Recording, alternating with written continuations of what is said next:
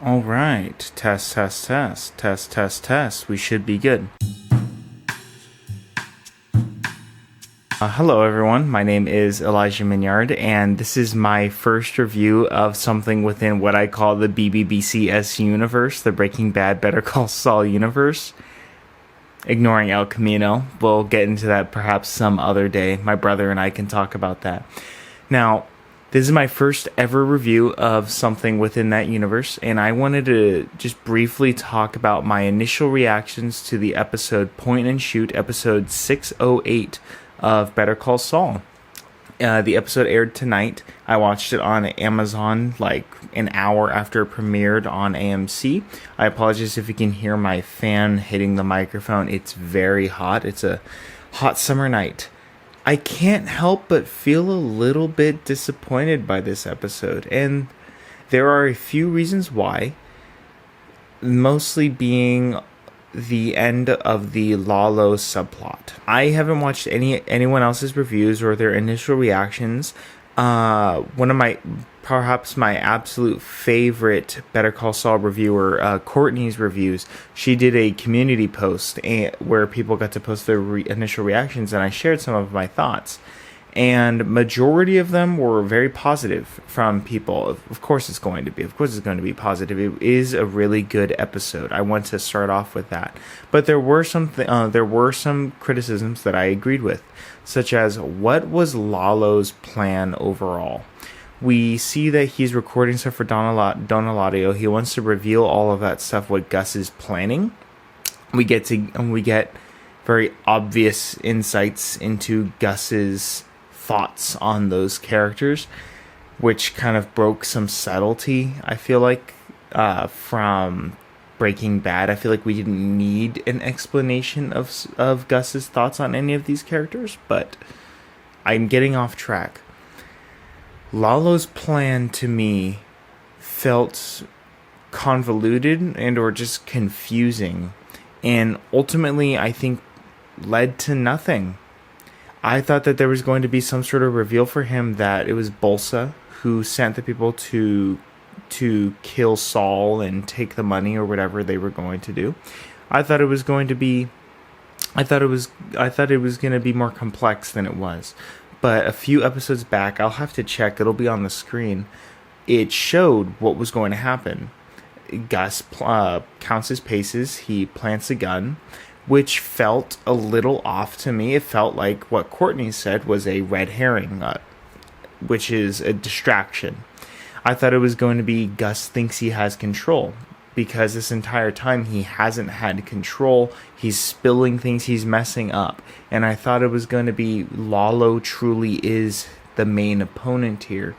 But his whole plan doesn't lead to anything. He knows that Mike is coming, they're on their way, and he has a limited time, but all he's doing is throwing witty comments Gus's way. And he's recording it all. He's throwing his witty comments, he's recording, and he's just almost like he's stalling, waiting just to die. Because what else was he going to do? He was going to shoot Gus. He couldn't have expected to beat everyone that was going to show up, the cavalry, as he says it. And it was all on a tape recorder. It's not modern day where he can just send those messages to Don Eladio right away. It's on a tape recorder. He has to transport that, but it gets destroyed. It felt like what could have added some amazing tension potentially to the Breaking Bad universe with Lalo's character. What happens to him? What does he do with his videotape? What does he do to affect the lab? It just turns into, here's a natural conclusion that just makes sense. It has this episode has an ending similar to El Camino for me when it comes to Lalo's character. It makes sense what happened. I just didn't like the lead up to that because it felt almost out of character for him to just do the obvious. It was cool to see him break those expectations by leaving Saul, leaving Jimmy on the floor, and then actually going to the warehouse. But he didn't know that Gus was going to be there. So was he just going to break in and record? Was he going to wait? Maybe that this can be considered nitpicking, but the way I see it, it's necessary to break down the details when this show is so intricate. Peter Gould and Vince Gilligan have been so intricate with this show, with everything. So when something comes a little bit out of character to me, such as Lalo's plan and how his story ends, I feel like that's pretty significant. Overall, I still love this show. The cinematography is amazing. My brother and I talk about it. Danny and I talk about it all the time. They use so many wide angles. My favorite shot by far is when Mike is on the move, and the shot is low and wide facing up, and it's just rapid. It's movement, and it was exciting. But it felt like that momentum died when it was just Lalo and Gus, because you know what happens. You know that Gus is going to survive, and Mike is going to survive. Victor Tyrus, I think is his name. You don't care about any of the extra goons that are there. Who cares if they die? They don't matter. It's the main characters that are going to be there. So what else could have happened besides Lalo dying? That's why I feel like he put himself in a corner and in a position that doesn't add anything thematically to the story.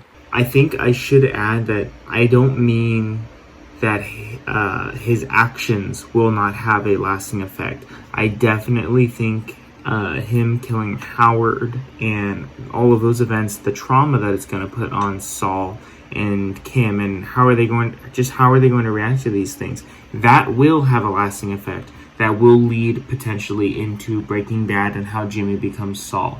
However, I'm talking about not just his lasting impact based on his actions, but the lasting impact based on how they end his character. I do not think that the end to his character adds that much to the story. If anything, it would imply that Gus is going to be more careful? No, wait. Because there's the line, Mike tells him, like, oh, it could have gone differently. And Gus admits, he says, but it didn't, basically. Could have. That's what he says. So does that imply some sort of sense of pride, like Gus is fine, and then therefore that explains his almost, not carelessness, but the way that Walt is able to get away with things? But I don't think that's as interesting to me. I don't know why. This really had the opportunity to make Lalo more than what we all expected. I felt like Lalo was going to be put underneath the floor or in the wall.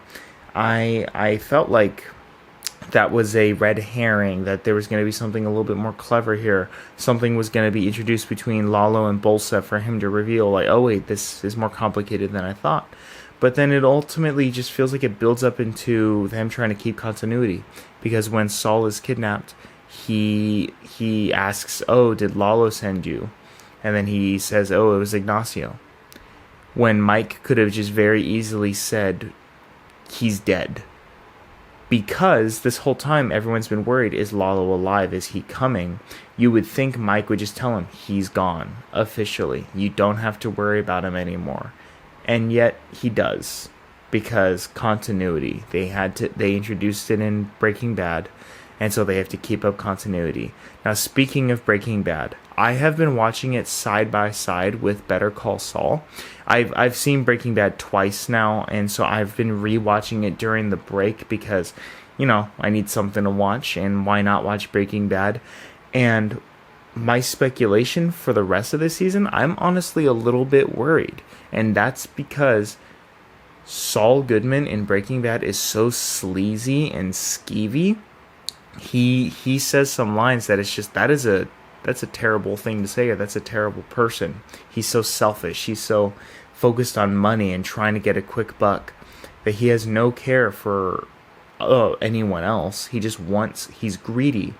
And so I'm worried that Peter Gould and Vince Gilligan are not going to be able to adequately explain that transformation within the next 5 episodes. If they do, I hope they do. I really hope they do, because I trust Vince Gilligan and Peter Gould as a pair to do that. But this ending of Lalo's character says something to me, and that is the easy way out. And I feel like it's not thematically interesting or doesn't provide anything new. And so I'm hoping that that's not the case with Jimmy's full transformation into Saul, and then whatever's going to happen with Gene later on. Overall, great cinematography, great acting. I felt very sad and almost disturbed in a way when Howard and Lalo are both buried underneath the ground. Lalo almost has a Joker moment. My little brother will understand what that means when he dies smiling. But still, I have my criticisms. Maybe I can rewatch the episode when my brother is officially caught up and I can rerun my thoughts. But for now, that is my review of Point and Shoot from Better Call Saul. Thank you.